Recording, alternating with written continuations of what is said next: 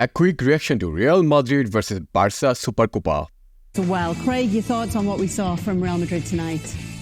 Well, for Real Madrid, couldn't have went any better because they controlled the game and Barcelona defended terribly. Let me just say quickly, it all started with the Jules Koundé decision for the first goal. He was out of position, he got himself back in position, and then he stepped out of position again. That allowed the ball in behind. Vinicius gets the goal, and it goes downhill from there. Absolutely. Today, the way the match went, it happened as if the way every Madrid fan wanted to. Think about 4 goals against your arch rival. It's not easy at all, despite whatever situation they are. This was supposed to be the match that was going to turn the season around for Barcelona. Well, what happens now? What happens now when you got destroyed in this sort of stage by Real Madrid in El Clásico Supercopa final? These are tough moments for Xavi and Barcelona. They really will be. As a Real Madrid fan, all I'd say, the longer Xavi stays at Barca, the better for Real Madrid. So when you have players like Vinicius Jr.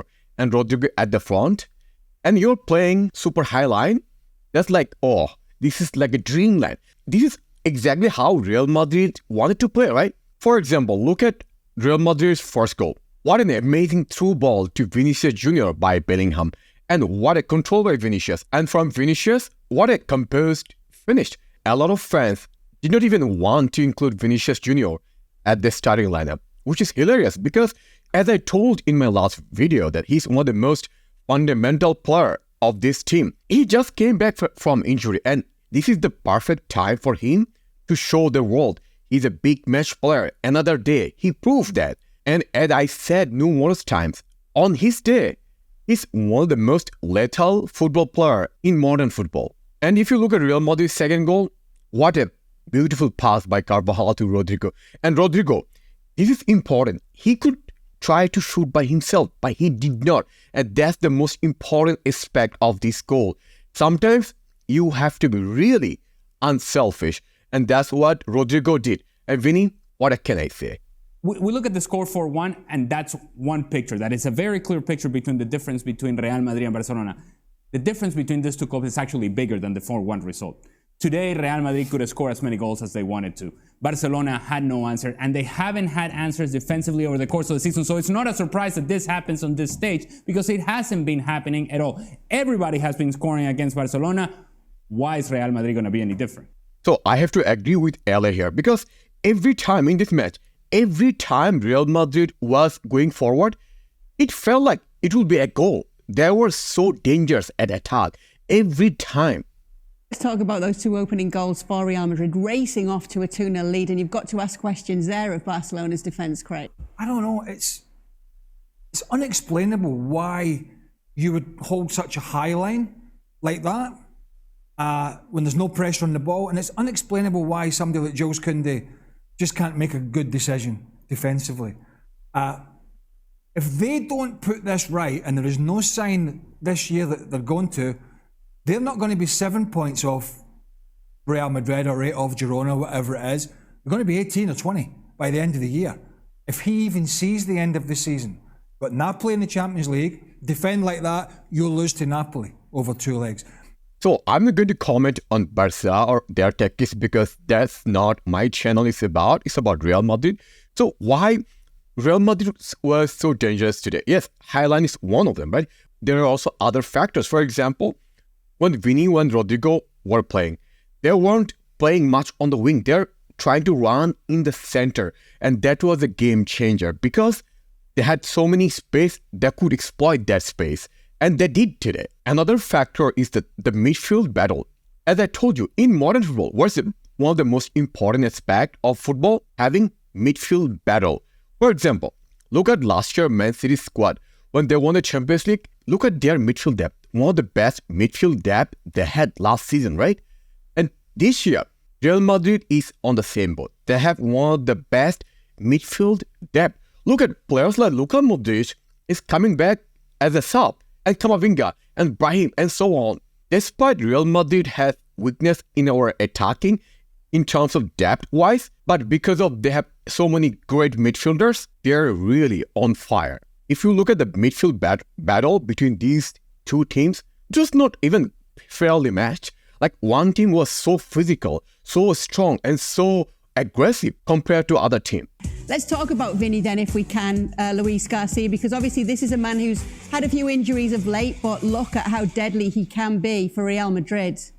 Yes, of course. We talked about that. He arrived maybe 2 weeks ago, played minutes during 2 games, and he already looked sharp. There were concerns because he's been twice this season. He picked small injuries on the muscle, so you don't want to risk him or you don't want to have him for a long time away. But today he looked sharp. He looked comfortable on the field. He was lying on the left side, waiting for the moments, and Barcelona actually put them the perfect scenario. If you are expecting Vinicius Junior to enjoy, is with the space, because he can perform and use his speed, his velocity to use and get advantage of those positions. And today he was magnificent. Every single time he was on the ball, he was dangerous. Every single time arrived in the perfect moment to the perfect space. So when it comes to hat-trick, you don't see a lot of players having hat-trick in El Clasico. I think if I'm not mistaken, even CR7, arguably the best player to play for Real Madrid, did not have hat-trick, if I'm not wrong. And Vinny made a hat-trick. That's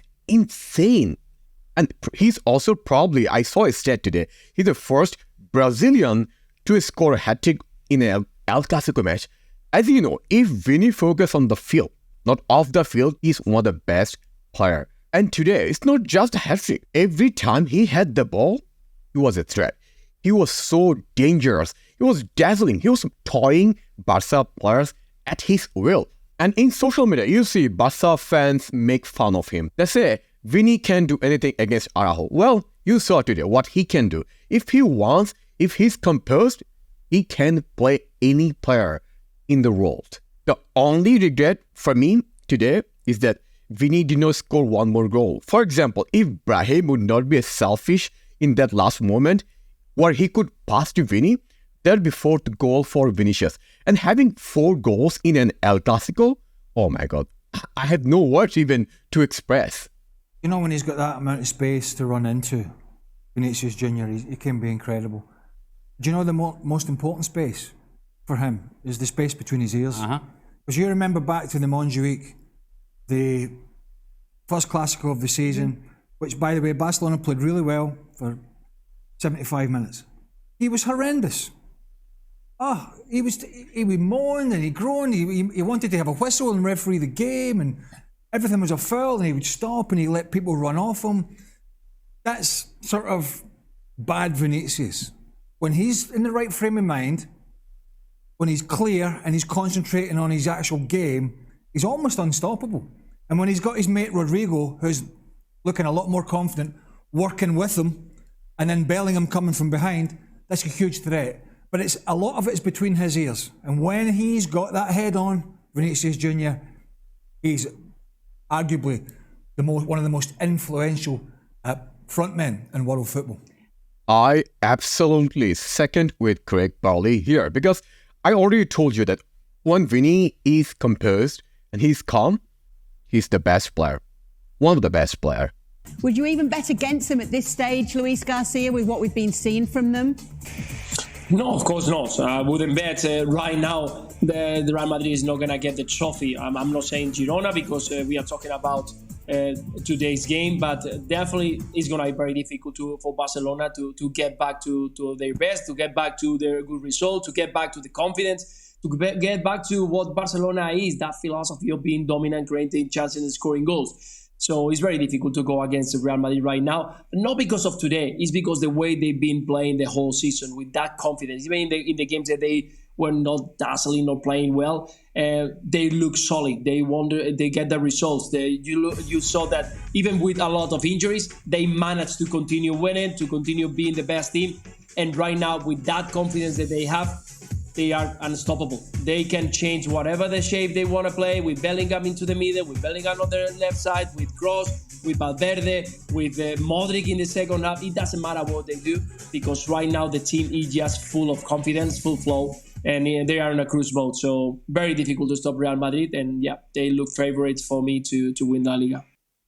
Ladies and gentlemen, right now we probably witness one of the rarest moments of football history, because how often you see Luis Garcia is praising Real Madrid? Very rare. really good. When you look at that midfield, that's a really good balance.